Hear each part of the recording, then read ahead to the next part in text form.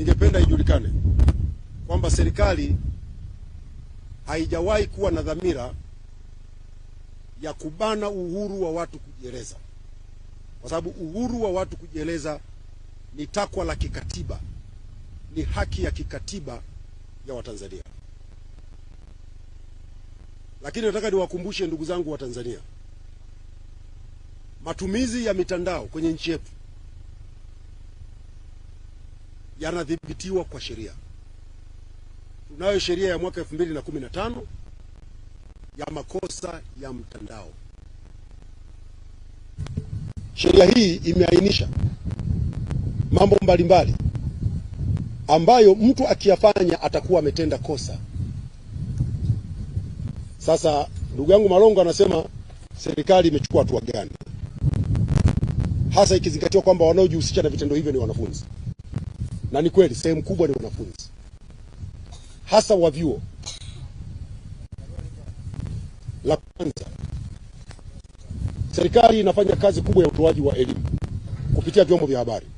Tunavyo vipindi kupitia televisheni, tunatuma maudhui kwenye mitandao ya kijamii ya kuelimisha juu ya matumizi mazuri ya mitandao ya kijamii. Naombeni wa Tanzania tuzingatie elimu tunayopewa kwenye vyombo vya habari na kwenye mitandao ya kijamii. Lakini la pili, serikali imejenga uwezo wa udhibiti wa matendo yasiyofaa katika mitandao ya kijamii.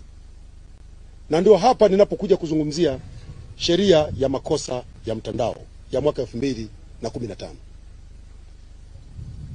Malongo, umesema vizuri, wengi wanaofanya hivyo ni wanafunzi wa vyuo, na nataka nikuhakikishie wote tunawapata.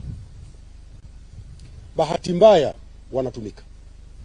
Naomba kutumia mkutano huu kuwaomba wanafunzi na vijana wote walioko mitaani, maana sio wanafunzi peke yao, tutumie mitandao ya kijamii kwa manufaa. Tutumie mitandao ya kijamii kujifunza, tutumie mitandao ya kijamii kujielimisha, kufanya biashara, kuunganishwa wenyewe kwa wenyewe, kuwasiliana na watu mbalimbali, kuburudika na matumizi yote yenye manufaa. Ukifanya hivyo utakuwa umetendea haki kwanza muda wako, kwa sababu vijana wengi sasa wanapoteza muda mwingi kwenye mitandao kufanya vitu vya hovyo badala ya kufanya vitu ambavyo vingewasaidia. Kwa wanafunzi kwenye shule, kusoma, kupata ufaulu mzuri,